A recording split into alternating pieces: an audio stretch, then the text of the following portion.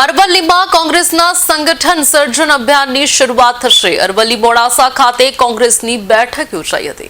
વિપક્ષ નેતા રાહુલ ગાંધીની અધ્યક્ષતામાં બેઠક જિલ્લા સંગઠનની કમાન કોને સોંપવી તે અંગે મંથન થશે। 43 જેટલા નિરીક્ષકોની ગઈકાલે થઈ હતી બેઠક, જ્યારે એક કેન્દ્ર અને 4 પ્રદેશના નિરીક્ષકો જિલ્લાના કરશે પ્રવાસ। મહત્વનું છે કે 45 દિવસમાં જિલ્લા પ્રમુખોની નિયુક્તિ થશે। કોંગ્રેસના સંગઠન સર્જન અભિયાન અંગે અમિત ચાવડા પણ નિવેદન સામે આવ્યું છે। જિલ્લાના આગેવાનોને રાહુલ ગાંધી મળશે।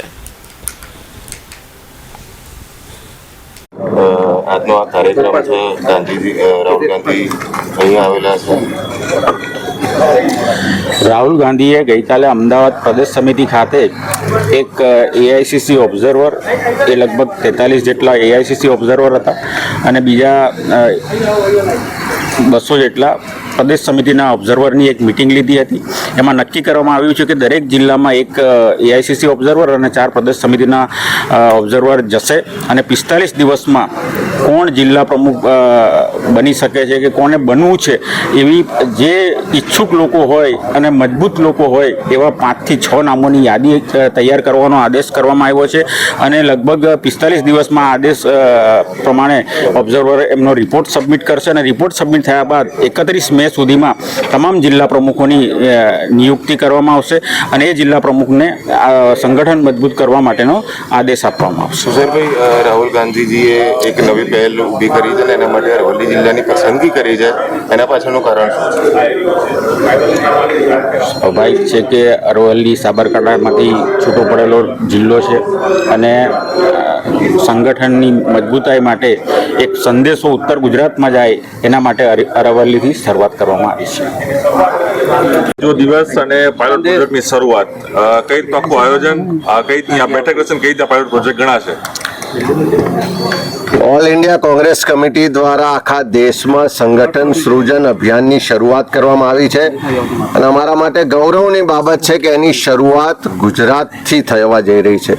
ગઈકાલે રાહુલજી અમદાવાદ ખાતે આખા દેશમાંથી જિલ્લા દીઠ જે એઆઈસીસી આજનો આ કાર્યક્રમ છે રાહુલ ગાંધી અહીં આવેલા છે।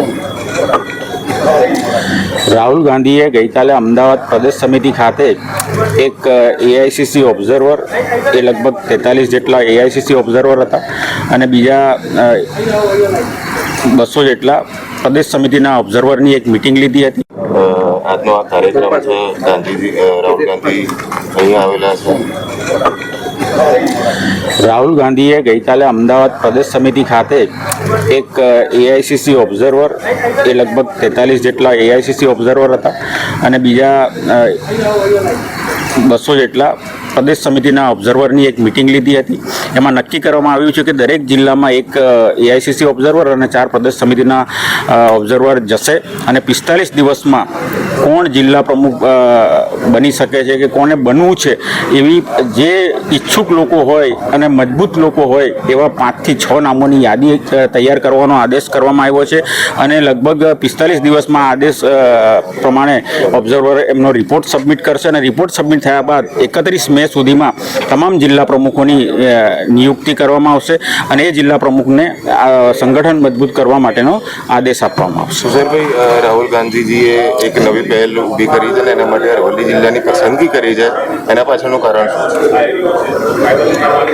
સ્વાભાવિક છે કે અરવલ્લી સાબરકાંઠામાંથી છૂટો પડેલો જિલ્લો છે અને સંગઠનની મજબૂતાઈ માટે એક સંદેશો ઉત્તર ગુજરાતમાં જાય એના માટે અરવલ્લીથી શરૂઆત કરવામાં આવી છે।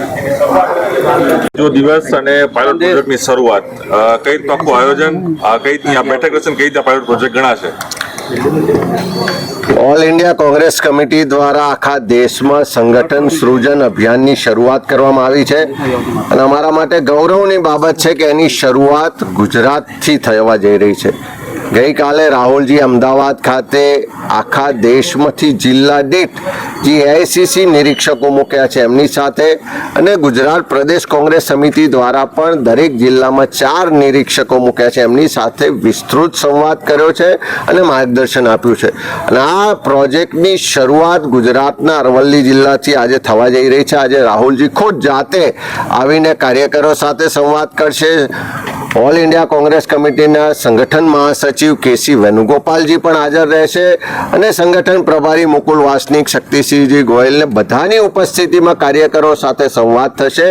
આવતા દિવસોની અંદર એઆઈસીસી ને પ્રદેશના જે નિરીક્ષકો છે, આ જિલ્લાના નાનામાં નાના કાર્યકર, બધા જ આગેવાનો, ચૂંટાયેલા પ્રતિનિધિઓ, સામાજિક સંગઠનોને બધાનો અભિપ્રાય લઈ અને આવનારા સમય માટે આ જિલ્લાના સંગઠનની ધુરા કોને સોંપવી એ નક્કી કરવાના છે. આજે અરવલ્લીથી શરૂઆત થાય છે અને આવતા 45 દિવસની અંદર ગુજરાતના તમામ શહેર જિલ્લાના સંગઠનની સમીક્ષા કરી અને નવા લોકોને જોડીને કેવી રીતે સંગઠનને મજબૂત કરાય એના માટેના નિર્ણયો થશે. અને જે રાહુલજીએ પ્રતિબદ્ધતા વ્યક્ત કરી છે કે ગુજરાતના લોકો માટે લડવું છે, ગુજરાતના લોકોને ન્યાય અપાવવો છે, જ્યાં પણ અન્યાય થાય, જ્યાં પણ અત્યાચાર થાય, જ્યાં પણ કોઈના સંવિધાનિક અધિકારો છીનવવાની વાત થાય, દરેક જગ્યાએ કોંગ્રેસનો કાર્યકર બોલતો દેખાશે, લડતો દેખાશે. સત્તા સામે ક્યારેય ઝૂક્યા સિવાય લોકોનો અવાજ બનશે, જે દિશામાં આગળ કામ થઈ રહ્યું છે. હું માનું છું કે આ સંગઠન સૃજન અભિયાનથી આખા ગુજરાતના સંગઠનને એક નવો જોમ, જુસ્સો અને તાકાત મળશે. નેશનલ હેરાલ્ડમાં ચાર્જશીટ ફાઇલ છે ઈડીની દ્વારા સોનિયા ગાંધી, રાહુલ ગાંધી. એક બાજુ દેશની સરકાર જે લોકોને વાયદા વચનો આપ્યા હતા પૂરા કરવામાં સદંતર નિષ્ફળ રહી છે. આજે મંદી, મોંઘવારી, ભ્રષ્ટાચારથી આખા દેશની જનતાઓ ત્રસ્ત છે. વિદેશ પોલિસીમાં સરકાર ફેલ સાબિત થઈ છે.